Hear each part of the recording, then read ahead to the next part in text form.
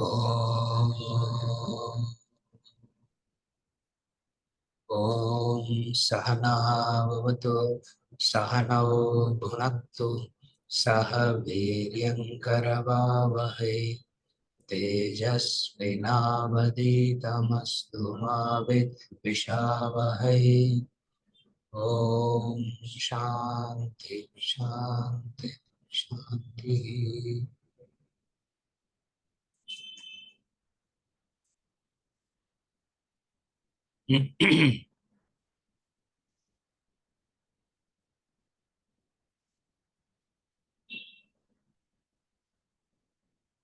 So I don't see Amit. Do you still want to?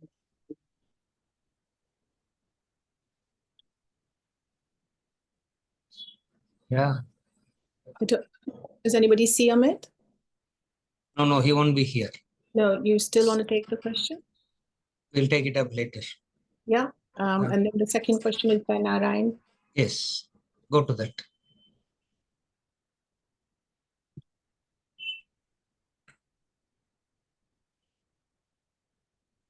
You're able to see it? Yeah. Since Kamya Karma and Nishiddha Karma both are driven by underlying selfish desires, how will the Karta make out if the underlying desire is Kamya or Nishiddha?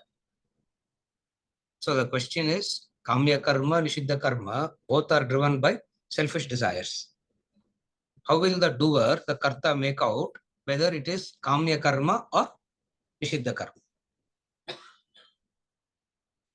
The answer.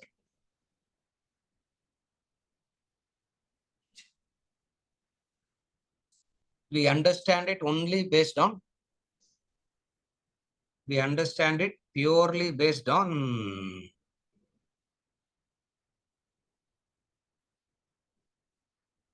at one level, we can understand whether it is Kamya Karma or Nishiddha Karma based on the consequences.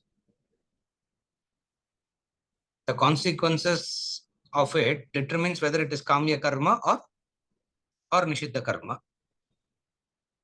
But again, that doesn't help us at all because it's already done.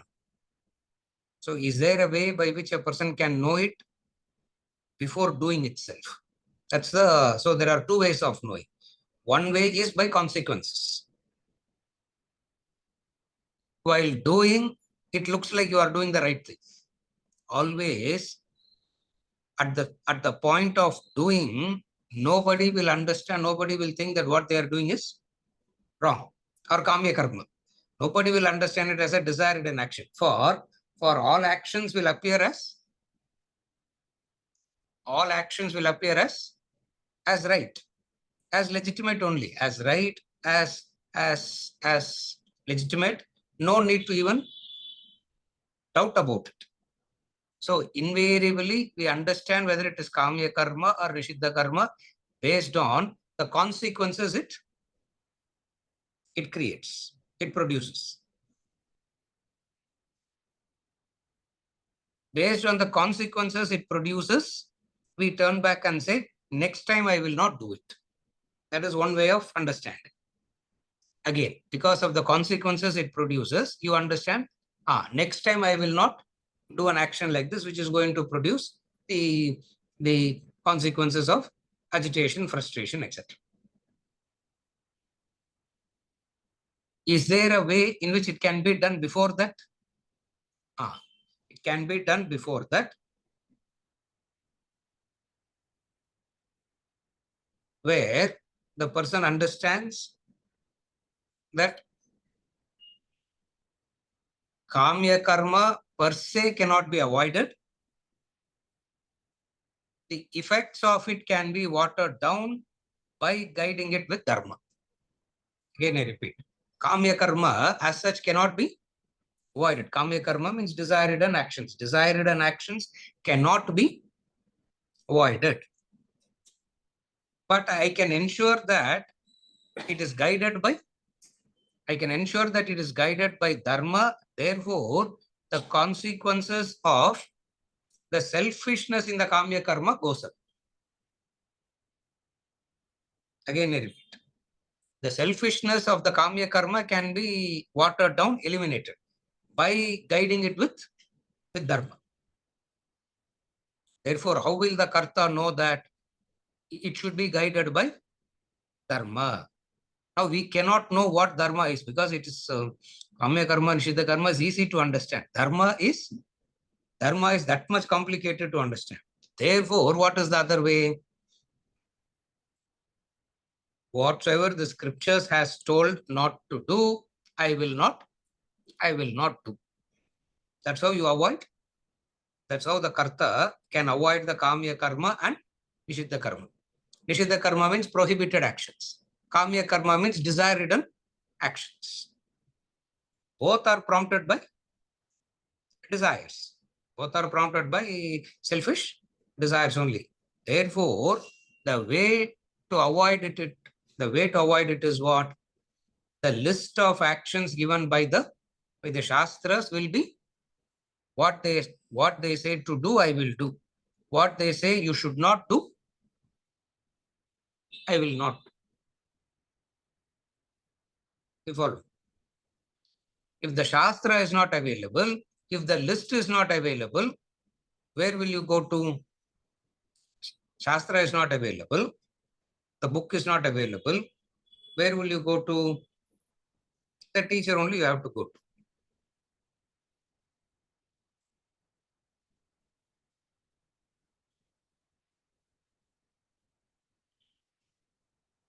That's all the more complicated because you really don't know whether the teacher,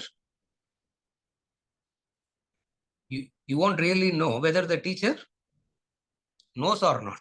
On what basis you can, on what basis you will know the teacher knows. Therefore, it is better to keep the Shraddha on the Shastra than keeping the Shraddha on a person.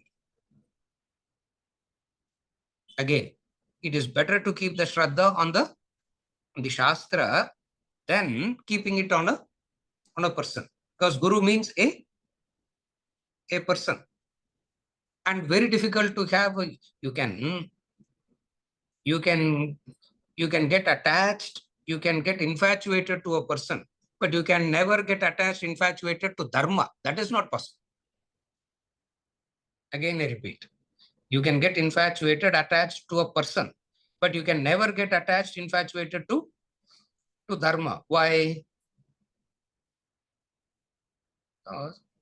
Your ego is not pampered at all. Your ego is not catered to at all.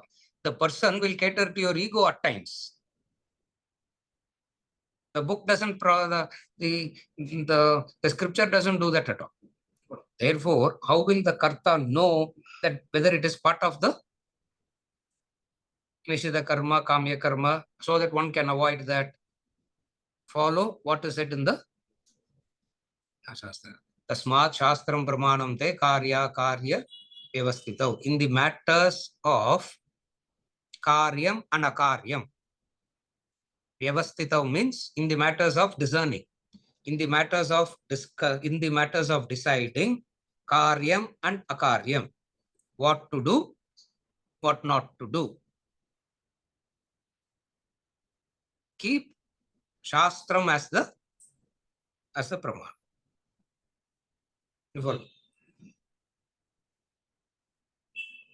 It's very difficult. Shastram is always, because Shastram always tells you something which you don't like to, something you don't like to hear. Yeah. You follow? Can you give an example of the state what you said about the Kamya Karma? Can you give an example? Kamya Karma for? By using dharma, we'll have to adopt it. Right? Adopt, yes. Yes.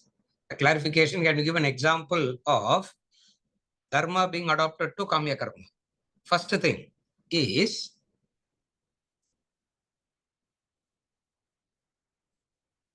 two sanctioned pursuits by Shastra is Artha Kama.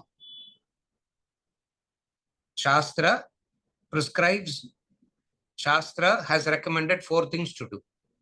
Dharma, Artha, Kama, Moksha. These are the 4 things that scripture tells that you should do. Moksha, we will keep moksha, we will keep it aside temporarily. Artha and kama becomes a important, necessary Shastra sanctioned pursuit. Artha means wealth, acquiring wealth, and kama means fulfilling desires. Fulfilling desires only to understand that you always remain unfulfilled. Fulfilling desires is not to fulfill the desires. When you try to fulfill a few desires, you will understand that you always remain unfulfilled. So, the Shastric prescription for fulfilling the desire is not to make you happy. Fulfill a desire, I'll be happy. I get what I want, I'll be happy. Not to make you happy. Only when you fulfill some desires, you understand what desire is fulfilled, but you still remain the same. Then you have a chance of taking the direction towards moksha. So, example. Now I'll go into the actual example.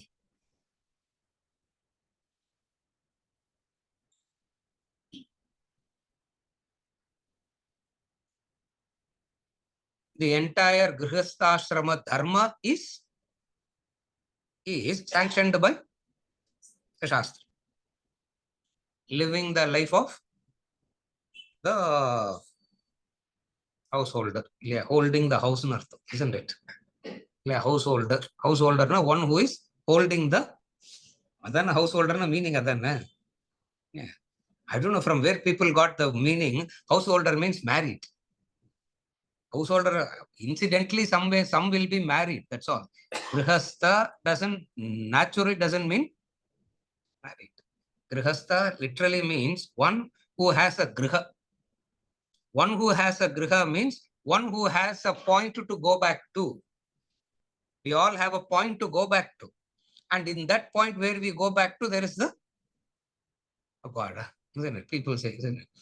Wherever we go, we find satisfaction only if I come and sleep in our house, sir. Yeah.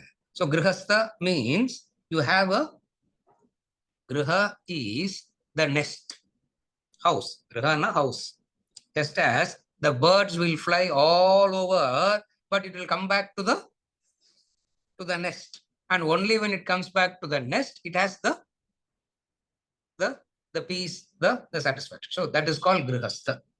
So you need to. So it is a sanctioned pursuit. Why they sanction it? Why they say live this life of a? Why do they say live the life of the householder?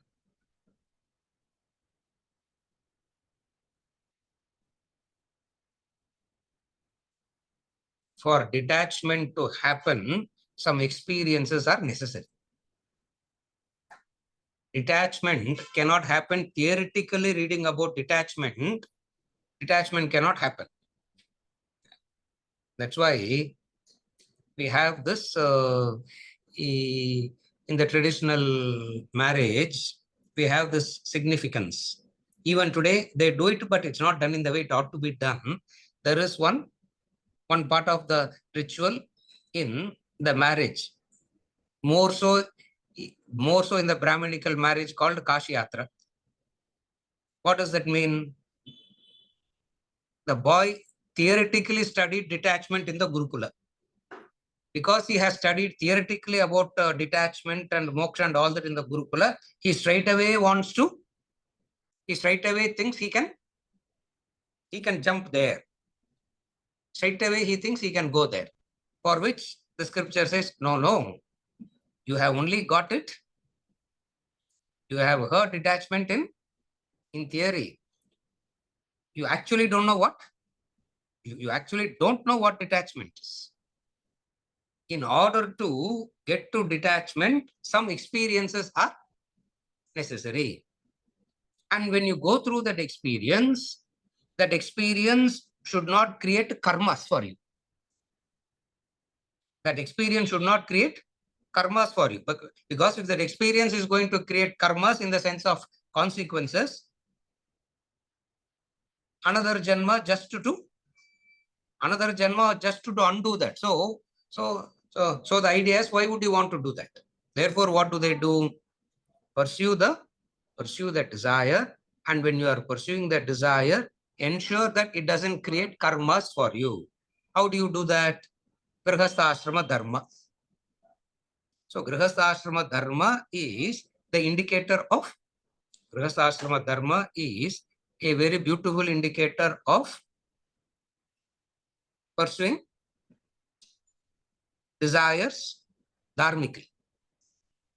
You follow? In Grihastha ashrama dharma, important aspect of Grihastha ashrama dharma is what? Yajnam, dhanam. You have to do yajnam, you have to do dhanam. Now, if you have to do dhanam, you should have it, no? Isn't it? To do dhanam, you should have it. To have it, you must. To have it, you must acquire it. And the very act of acquisition is so painful, automatically you will get attached to what you acquire. Yeah, isn't it? Automatically you will get attached to what you acquire. Somebody's acquisition, you can do dhanam very easily. Yeah, that's very easy. Yeah. But your thing that you have is very difficult. So that experience of acquisition tells you whether you will be actually able to do dhanam or not. There you will say, no, sir. Now, dhanam is only an attitude, no, sir. As long as I am charitable, it's okay, no. That experience of acquisition exposed that act of acquisition exposed your weakness. Are you able to follow? Then you cannot do things by yourself. You need the help of others. When I say you cannot do things by yourself, I'm talking not on a material physical plane. Today, on the material physical plane, we don't need the help of anybody. Yeah.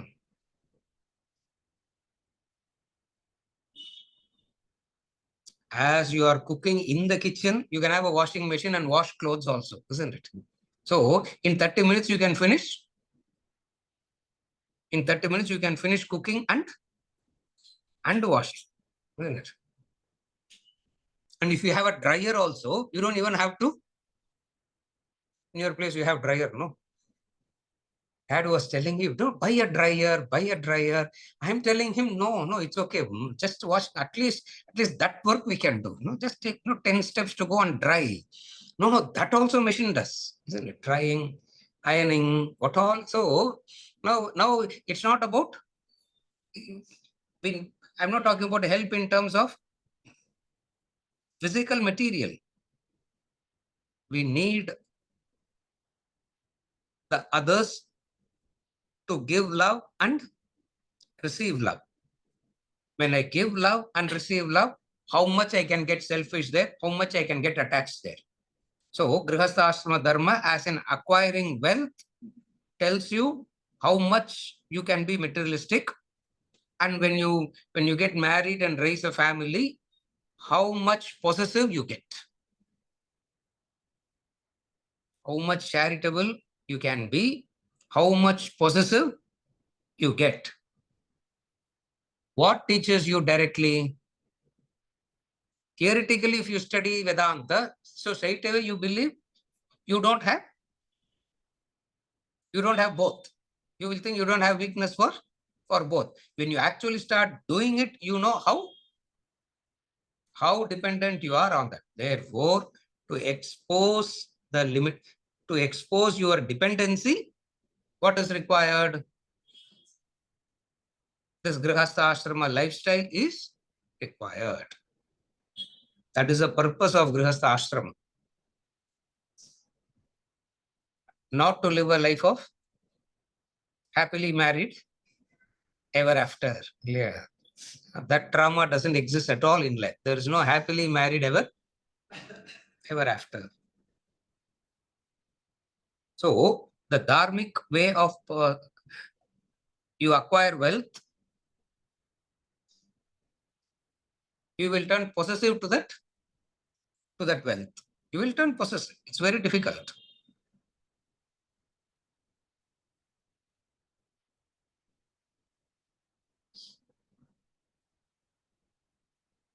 Why you turn possessive towards wealth?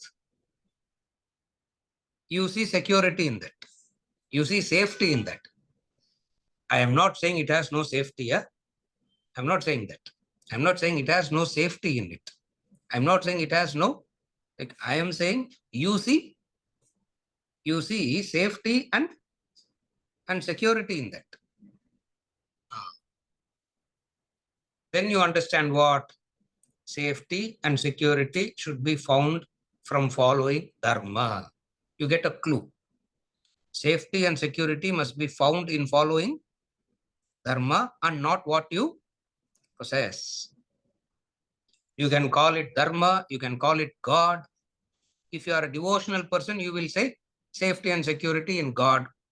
If you are an active karma yoga type of person, you will say safety and security in dharma. It doesn't really matter whether it is dharma or God. All are used very synonymously. You follow what I'm saying? So example. What is the example of acquiring wealth? You acquire wealth so that you understand that you must do dhanam. The acquisition of wealth is to give dhanam. So if I'm going to give, then why acquire only in the first place? Might as well not acquire. No, because I have to go through the cycle of acquisition and then doing dhanam and then becoming bankrupt straight away. Yeah, straight away be bankrupt. No, why go through the unnecessary cycle and then become bankrupt? It shows your dependence. You follow?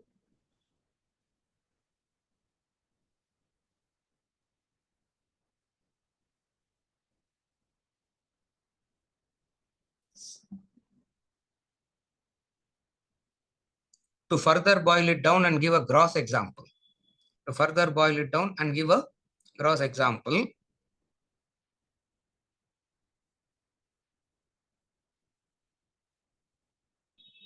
What does dharma means? In the 3rd chapter of the Gita, he says this.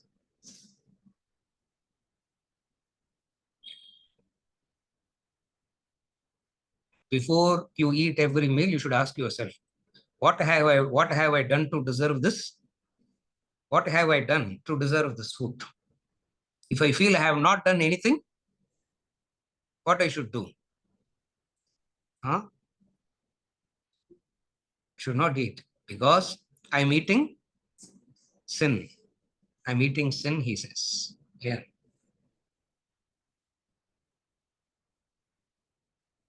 Te pachantyaha atma karanat. Those who cook for themselves,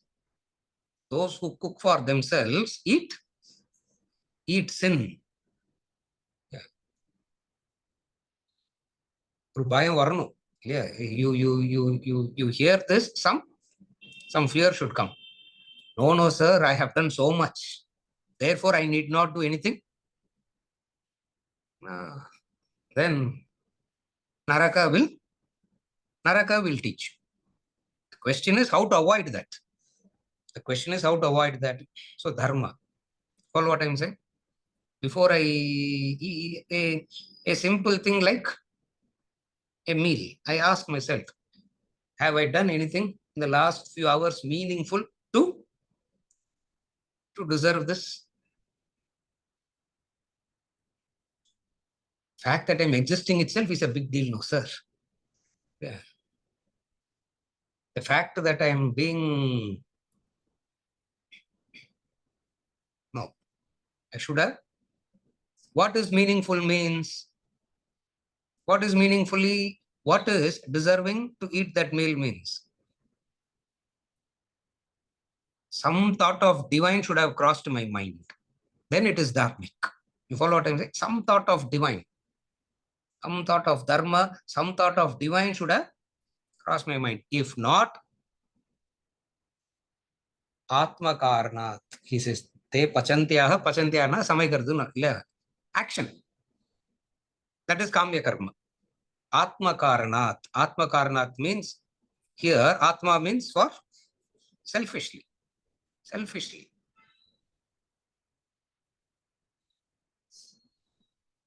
Either you do it for, either you do Loka Sangraha, minimum, some thought of Loka Sangraha, or remember the divine.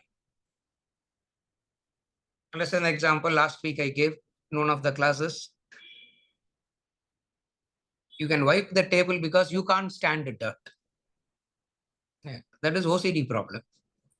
Yeah, that is OCD. As you are wiping the table, which is an action, that act of wiping can be dedicated to God. Then it becomes dharmic action. Can be dedicated to God. Why dedicated to God? Because when the divine is around, nothing should be dirty. Isn't it? When the divine is around, nothing should be dirty. Internally, externally. Not because I like to keep things clean, sir. Very soon you will get frustrated and you will keep things dirty also. It's not important. Are you able to follow? A simple thing like this, you convert it into divine. So, either you remember it as Loka Sangraha. Loka Sangraha means for the welfare of the society. Either you do it as the welfare of the society or as an act of remembering the divine. Both ways you are being dharmic.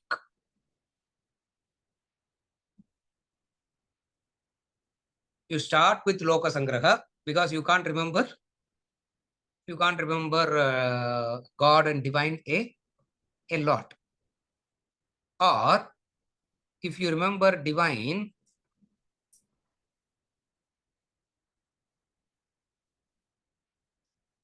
what is remembering the divine means? Remembering the divine means what are you sacrificing for the divine? That is called just to chumma Rama Raman sollinda adhik per remembrance kadayadu. Yeah, just remembering doesn't mean simply chanting the name. What have you sacrificed for the divine? Yeah. That's why we say one night sleep you sacrifice for. Yeah, one night sleep you sacrifice for divine.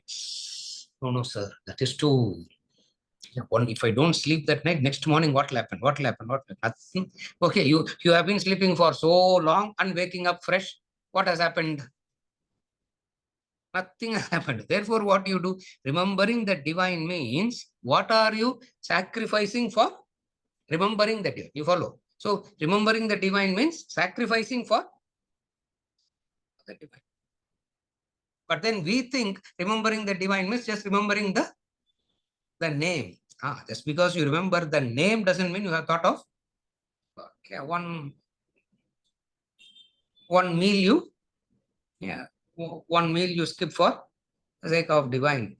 One day you don't sleep. Small things like that. Then remembering the divine becomes meaningful.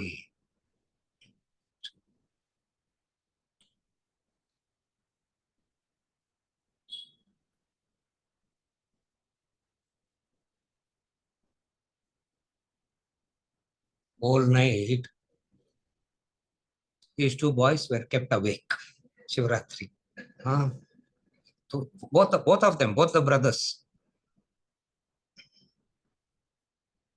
3 o'clock, walking, standing upside down, push-ups, sit-ups, just to keep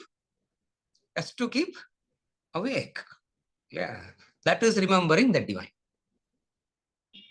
You follow what I'm saying? That is called remembering that act is remembering the divine. That's all it is. That's got nothing to do with how many times you have chanted how many times I have chanted the name doesn't make it. I must to do it, and the same motivation you have when you are getting a result for yourself, isn't it? Same motivation you are able to miss sleeping when you get when you are going to get a selfish result. How many times we have skipped sleeping? How many times we have skipped doing all that? For what? What is the motivation there to skip? Atma Karanat. Atma Karanat. For our own sake, if I'm going to get a return for myself, I'm able to do any of these things. The same thing when we say do it for divine. So remembering divine means the sacrifice that you can make for the divine.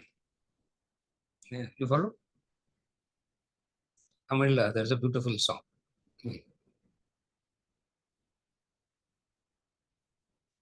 He writes very beautifully. He writes.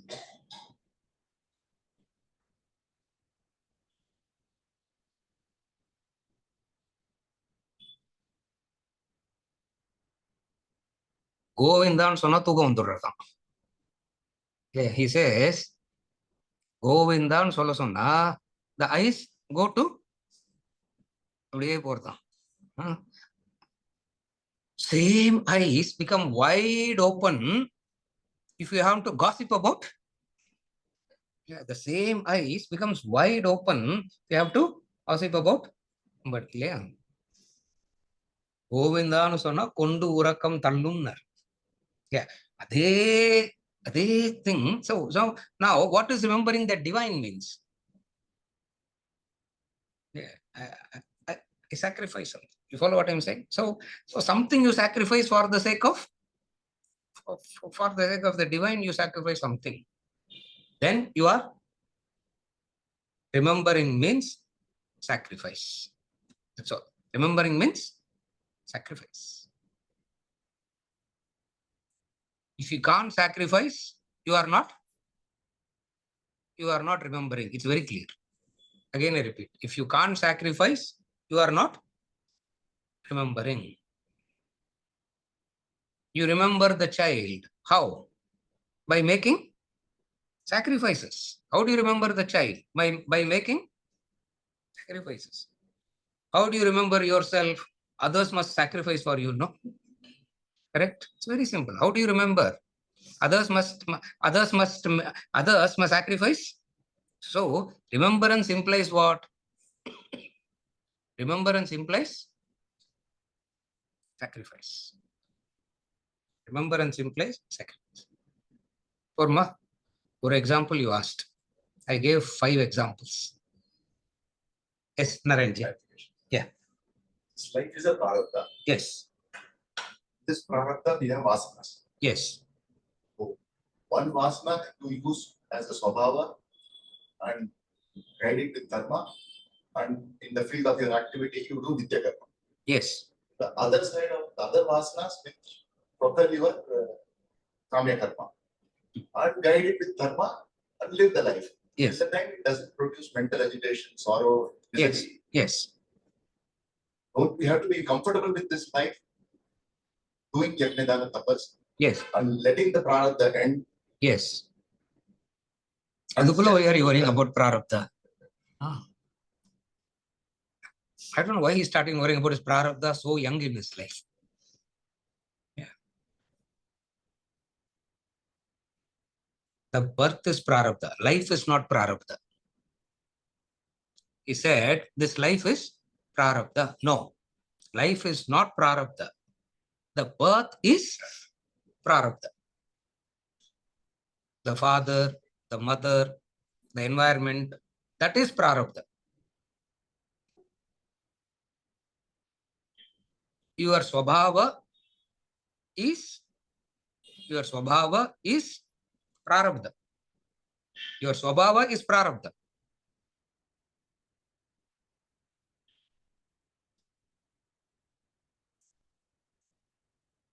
If it is guided properly, the swabhava will, if it is guided properly, the swabhava will become swadharma. That swadharma helps you to evolve spiritually. Vasana reduces. Now, we have seen it any number of times. Reduction of vasanas is not in number reduction. Always remember this.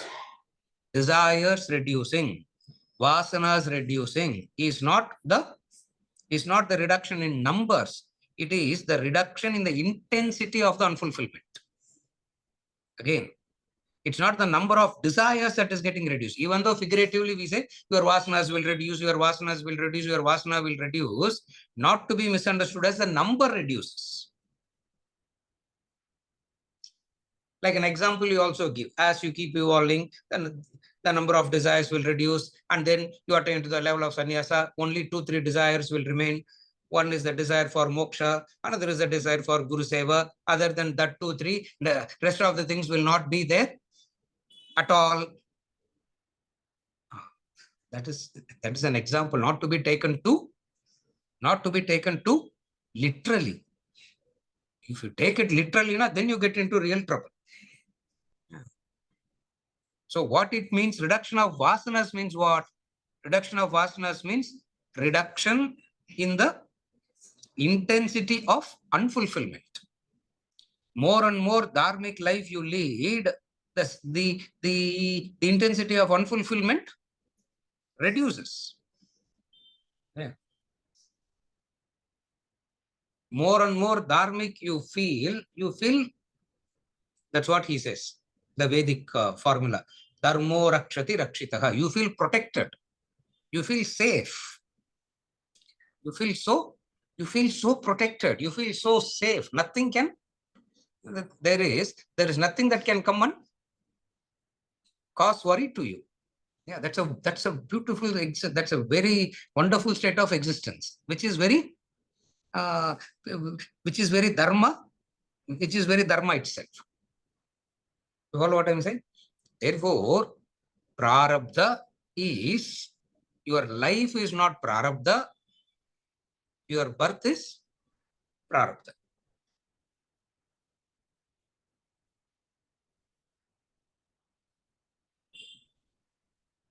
Prarabdha means the beginning of the end. The beginning of the end. That's called prarabdha. Arabdha. Aram already.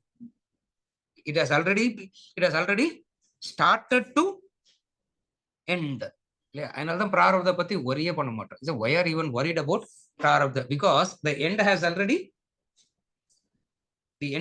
begun. So what is prarabdha? We will never say your life is prarabdha. We will say the birth is of prarabdha. The swabhava is of prarabdha. And what is life? What is life? Life is what you make out of it. What is called as purushartha. Again, purushartha means purushartha will have a direction of prarabdha. Purushartha cannot be, all of a sudden you cannot have a U-turn purushartha. That's not possible. All of a sudden you can't have a U-turn purushartha and all. That's all very theoretical, very dramatic. In real life, it doesn't work that way. Therefore, what do? We use the faculty of purushartha to become dharmic. So the faculty of purushartha is used to become dharmic. Therefore, what happens? What is known as kamya karma, dharma converts it into a nitya karma. So there is no kamya karma after that. There is only nitya karma. Nitya karma, along with nitya karma, naimittika karma. So what dharma does is it will convert the kamya karma into nitya naimittika karma. The dharma will tell you anything other than that is nishiddha karma. That's why it says, that's why we gave the example. What is nishiddha karma? Paradharma is acting according to your acting, different from your nature is paradharma. But sir, selfishness is the nature, no? Isn't it? Selfishness is the nature, no? Therefore, paradharma means unselfishness is paradharma. No. Selfishness is not your nature. How do you say that? How can you say selfishness is not your nature? You want to get out of it. The fact that you want to get out of it is indication that it's not your nature. You don't want to be selfish. Very few people can deliberately be selfish. You know that? Most are not deliberately selfish.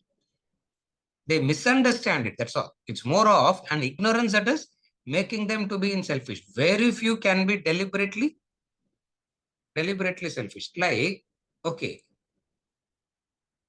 very few people will actually like murdering people, no?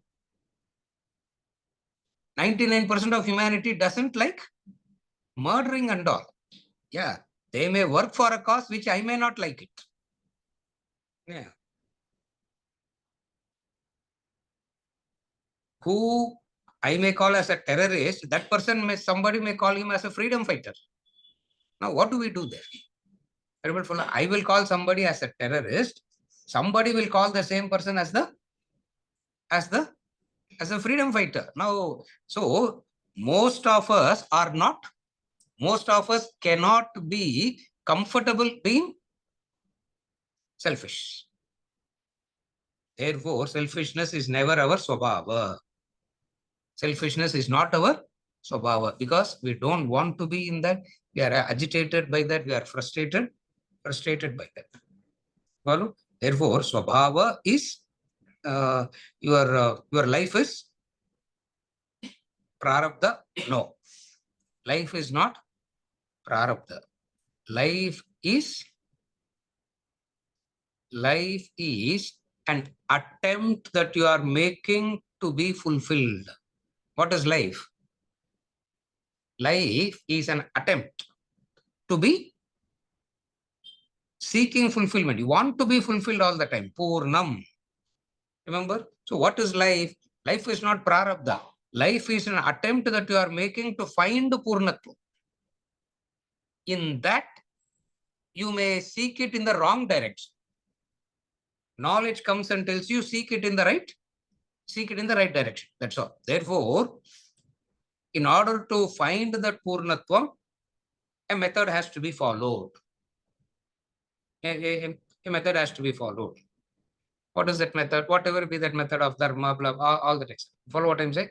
Therefore, life is not prarabdha. Life is an attempt to find fulfillment, contentment, peace, security, happiness, contentment. Whatever word you want to use, you can. That is life.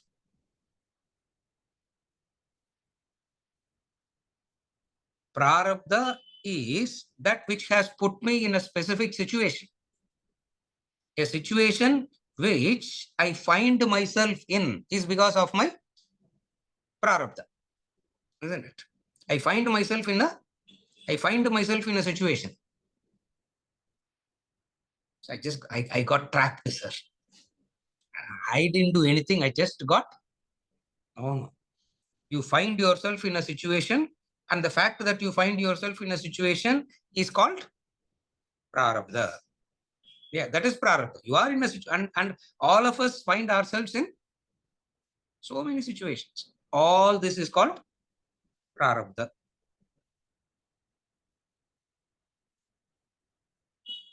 What do I do with it? How do I deal with the situation? Dharmic or adharmic determines my growth. You follow? Swabhava is fulfilling desire. So what knowledge comes and does?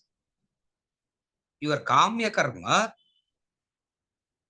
instead of calling it as kamya karma, dharma gives it a flavor of nitya naimittika karma. Whatsoever you call as kamya karma, Shastras will convert it into nitya naimittika karma. The fact that it has converted into nitya naimittika karma, by default, you are avoiding nishiddha karma. So by default, what will you end up? You will stop doing prohibited actions. Okay. The fact that you are not doing prohibited actions itself is a very big relief. Yeah, very big relief. What is a big relief?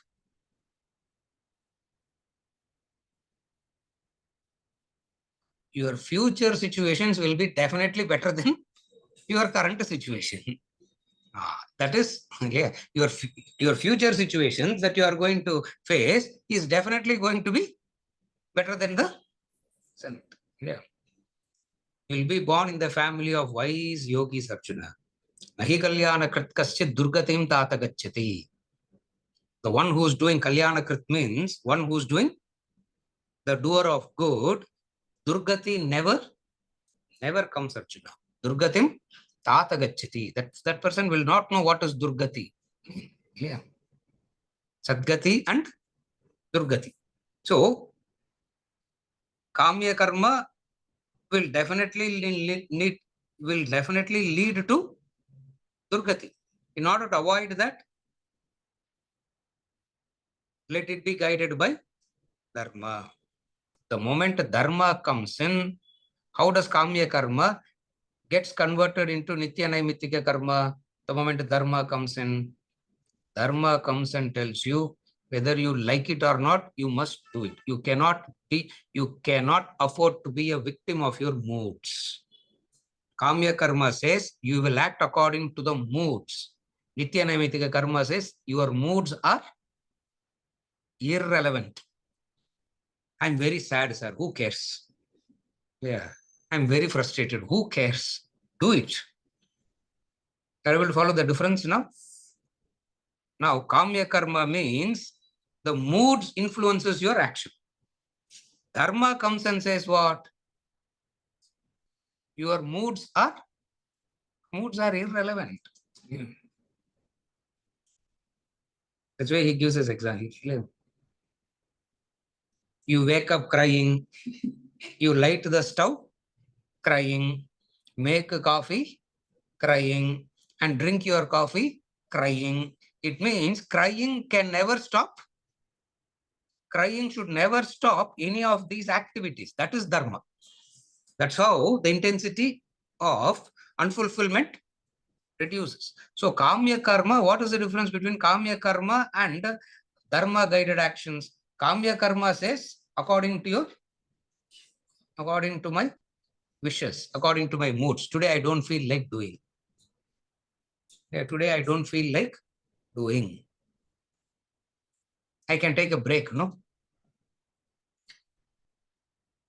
You die, but you must. So kamya karma gets converted into nitya karma only by ensuring that your moods doesn't affect what you ought to do. We know what to do. The moods come and say, I don't feel like it. So that's how dharma converts kamya karma into nitya. It doesn't change your action. Carefully follow. Dharma doesn't come and change your activity. If dharma comes and tells you change your activity, now you have misunderstood dharma and artham. That's where a grihastha will want to become like a sannyasi. Sannyasi will behave like a grihastha, all jumping all over the place, total chaotic confusion everywhere. It's like the child wanting to be like an adult running around, and he like a child. Yeah, child be the child and adult be the adult. Why the adult has to be? Yeah, why this mix up? So what dharma comes and tells you, you should always remember, dharma never changes your activity. Dharma tells you what? Dharma tells you your emotions, your moods have no relevance at all. Swajanam Krishna, Bhagavad Gita. Swajanam means my people. So for Arjuna, killing is not a problem. Killing my people is a problem. Yeah. That 2-3 people, sir. The rest of the creation can go to, I don't know where it will go to. The rest of the creation can go, but that 2-3 people, nothing should happen, sir. Swajanam Krishna. That is being very selfish. So what is selfishness here? Yeah. What is selfishness? Selfishness. What is a technical word for selfishness? Sanskrit word for selfishness? It's called swa-upakara. Paropakara. Opposite of swapakara is paropakara. Paropakara-artham idam shariram. Paropakara-artham idam shariram. By doing, use the sharira, serving others. Paropakara-artham idam shariram. By doing it. Otherwise, so opposite of paropakara is swa-upakara. So swa-upakara means benefiting oneself. How do I benefit myself? What is benefiting oneself means? Emotions, impulses, moods influencing my actions, moods, emotions. Are you able to follow? So what dharma comes and does to you? Dharma will tell you don't change your activity, because by changing your activity, nothing is going to change, but change something different. What is it that you need to change? What is it that you need to change?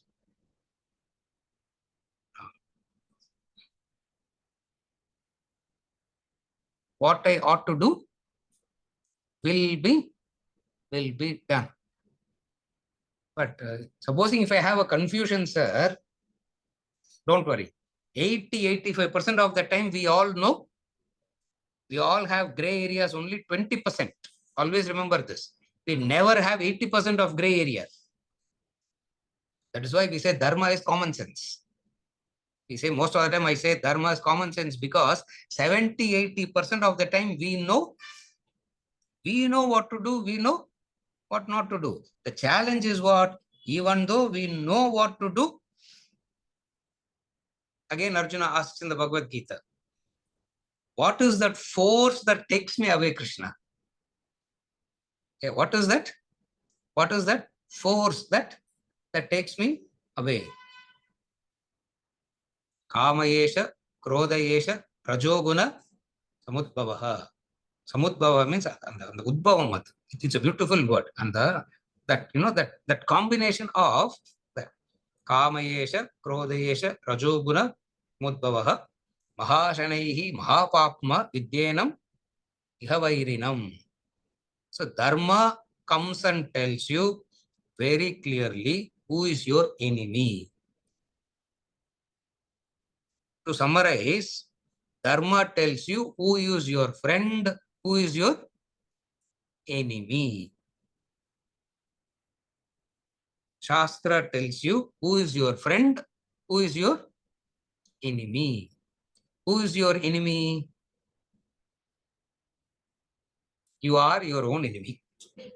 Who is your friend? You are your own friend. You are your friend if the emotions are kept aside. You are your enemy if you fall a victim to your. The clarity is very, very. You follow? Therefore, Kamya Karma, Dharma converts Kamya Karma into Nitya Naimittika Karma. Nitya Naimittika Karma is a set of things that we know that we need to. Yeah. How do we say that?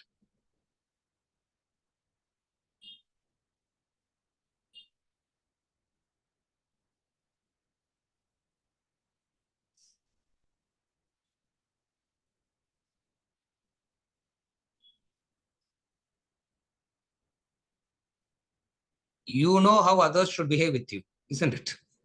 You know how others should conduct. 50% we know. Yeah, 50% we know. What is the other 50% becomes the problem? When the other expects the same from me, I get very agitated. Yeah. When I expect it from the other, it is common sense. When the other expects the same from me, I get agitated. Yeah.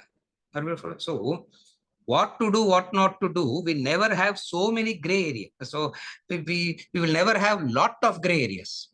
Even in the areas that is already known to you, don't fall a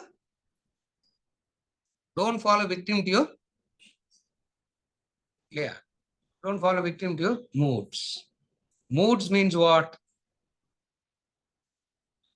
I don't feel like.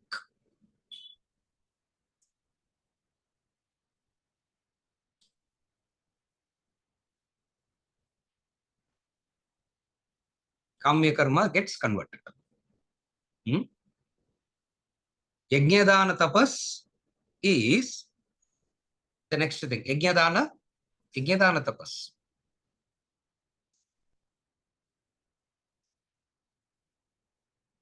Yajnadana tapas is the shift from. Yajnadana tapas is a shift from.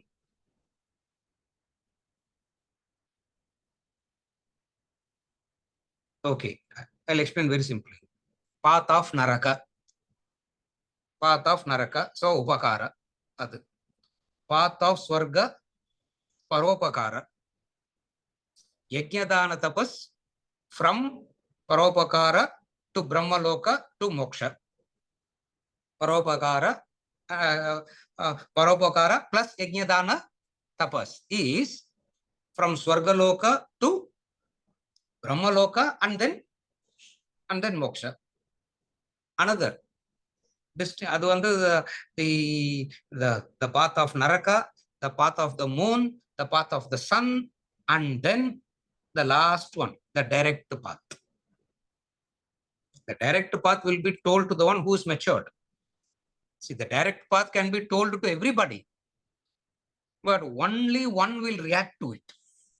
Only one will respond to the direct path because that person alone is prepared himself for that path. Well, what I'm saying? So therefore, Yajnadana tapas is the bridge from paropakaram to, from path of moon to the path of sun. And then you develop a vairagya even to Brahmaloka, you develop a vairagya.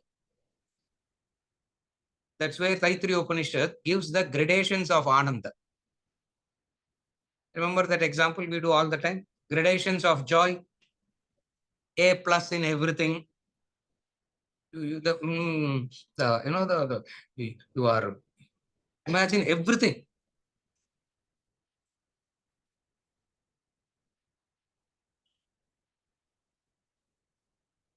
You are best looking, the best of jobs, the best of everything. The partner is also best of. Oh, what a beautiful thing it is. When all this is best, that is one level of joy. Yeah. What the Upanishad calls as Vishaya Ananda. The Ananda that Ananda that is gotten out of a object. Yeah. Yeah. Vishayam nale Visham nartham. Yeah. Vishayam nale, it has poison in it. Poison in it because it will end. When the good times end, what is left behind? Misery is behind. Therefore, adu visham dhan. Yeah. So either visham directly or postponed visham. Yeah, either suffering today or suffering later. So nevertheless, it is so. So Taittiriya Upanishad takes it. Each and every level of Ananda, it investigates and then comes to the conclusion and says, even Brahmaloka Ananda also I don't want. Therefore, Naraka is left long back. Path of the moon is also left long back. Path of the sun. So very tempting it is. And path of the moon, you can come back. In path of the sun, there's no coming back. But still, it's a point. Why you want that also? Okay. This is how Yajnadana Tapas is a bridge. Bridge from the path of the moon to the path of the sun. After getting fairly established in path of the sun, you can drop that also. Yeah. Narakamula irukumbodhu, you cannot ask for Sadhyo Mukti. Yeah. When you are in one end of the spectrum, you can't straight jump to the other end. What is the other end? Sir, I don't want this path of the sun, moon, and stars. I only want a direct path. Who's stopping you? As though want to know who's stopping you. You yourself will be stopping you. Why? Because you have not done that preparation. Have not done that preparation. I want the direct path only. I always say, wanting means what? Who's stopping you? Have it? No. Even if it is given to you also, it will not be available to you. Why? Because of lack of preparation. Like, you can have all the scriptures in your house and not even read one word, no? People may come and open the book, read and go. Yeah, but what happens to you? Nothing happens to you. So, having it is of no use to you. You follow what I'm saying? Therefore, Yajnadana Tapas is the bridge. Bridge to what? From heaven to a heaven where you will not come back. So there are two types of heaven. From one heaven you will come back. That is Swarga. Another type of heaven, Brahmaloka, you never come back.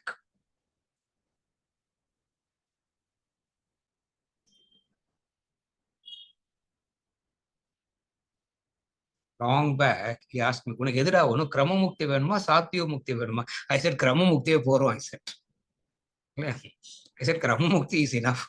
Why is that? Because Satyo, so nice to hear, but Unna Naraka, at least Krama Mukti can be, at least Krama Mukti you can do something about it. You follow? So, Yajnadana Tapas is a bridge. You follow? Therefore, to summarize, life means the situations that life means an attempt to find fulfillment. In that attempt to find Purnatvam, you go on performing actions, and those actions create and those actions that you go on doing creates situations to you. Those actions that you do that is creating situations to you is called prarabdha. So what is your prarabdha? Misguided search for purnatvam. What does prarabdha means? Misguided search for purnatvam creates prarabdha. Now Shastra come and say, go through it right. Prarabdha is not created. What is prarabdha? Misguided search. Because life is seeking purnatvam, fullness, completeness. Well, is it okay? You had something, Kian? So this goes back to like have the emotion should not let it stop you from taking action. When you're crying, Yes. still Yes. sometimes like I'll get overwhelmed very easily. Yes. When I get overwhelmed, if I keep pushing through, at a Yes. certain point I get stuck. Yes, And so I take breaks so that I can do action. yes. Is that okay?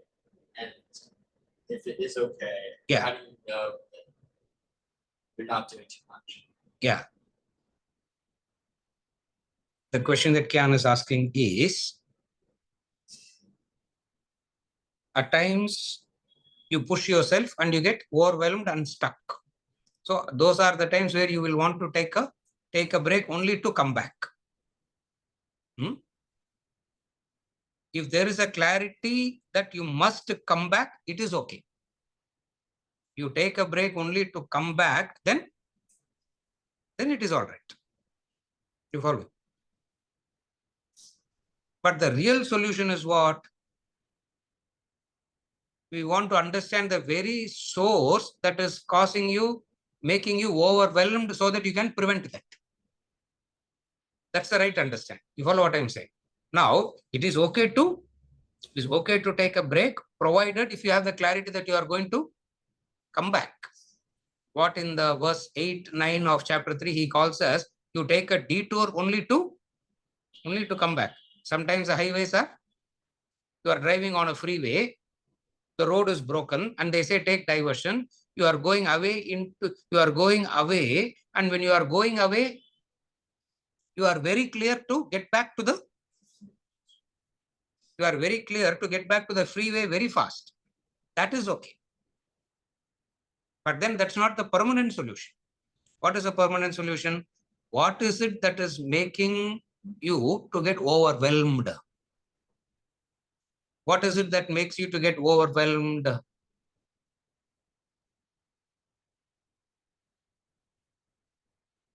You get overwhelmed when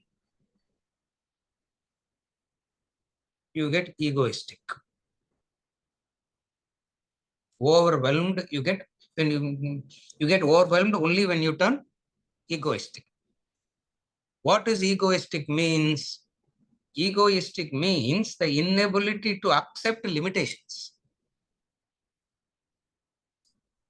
In the name of motivation, I assume that I can do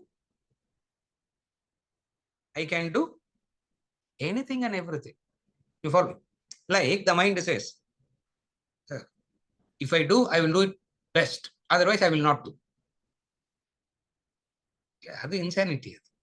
We call it as insanity. That is why. Because you can only do. There's no such thing as perfect doing. There is something called doing. You follow? So overwhelmed means you have become egoistic. Egoistic means what?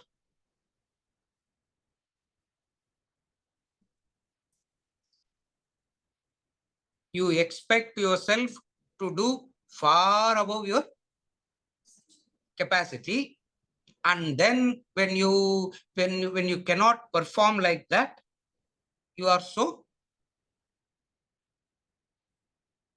You are stuck, not knowing what to do, because you cannot reconcile to the reality. What is the reality? What is the reality? I can make an effort to be sincere in whatever I do. That much I can make an effort. That doesn't mean I have an idea of perfection and then I must achieve that standard. You follow what I'm saying? Therefore, you get overwhelmed and you feel stuck when you have turned egoistic. People don't understand it as egoistic. They think it is something very great. It is just being plain. It's just being plain egoistic. In that case, what do we do? What is the solution?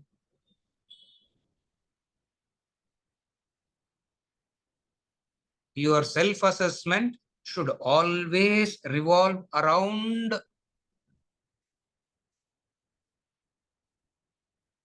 how sincere in doing. Remember this always. You will never get overwhelmed. You will never feel stuck at all. You follow? Again, how to avoid feeling overwhelmed, how to avoid getting stuck. Always don't focus on efficient doing. Don't focus on perfect doing. Focus on doing sincerely. Sincerely means to whatever my capacity is, I can do it. Are you able to follow? You will never ever feel overwhelmed. You can never feel stuck. Dramatically, what happens is your capacity goes on increasing. Your ability, your efficiency goes on increasing.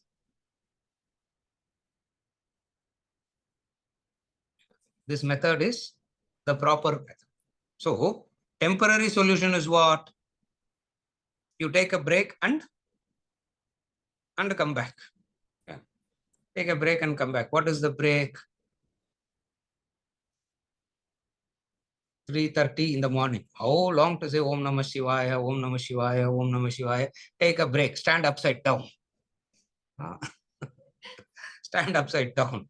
They did all that. Stand upside down. And then 2 minutes later, come back. You always, but then the teaching should help you to not to get overwhelmed at all, not to get stuck at all. How will you not get stuck at all? When you know that you have made an effort to be, sincere. The moment you have made an effort to be sincere, you know only this much I can do, you will be unaffected after that. Because you know that you have done it. You know that you have done it. In the end of the 15th chapter, the last verse, verse number 20, 15th chapter, Krita Krityascha Bharata. Krita Krityascha means the satisfaction of having done what ought to be done. In the doing, you know I need to do it, I did it. How I did it? Sincerely, I did it. But the ego doesn't like sincerity. Ego likes. Ego wants to do. Ego wants perfection. Knowledge comes and tells you there's no such thing called perfection. Is a myth. There's no such thing called perfection. Okay. Simple law. First law of thermodynamics itself will teach you that there is no such thing called perfection. Very first law of thermodynamics will teach you that 100% efficient engine cannot be made. அப்புறம் எதுக்கு சார்னா இல்லையா then why doingனா yeah, the professor will throw the duster on the face, isn't it? First law of thermodynamics, they will teach you what 100% efficient engine cannot be made, correct? I think you all have studied that much science, no? Here, everybody has studied that much of basic science here in this class, I assume. Huh? Cannot be made, then why, sir? Waste of time, no? So they'll take it and throw it on the face and say, do it. For there's no such thing as perfection. So you get overwhelmed when you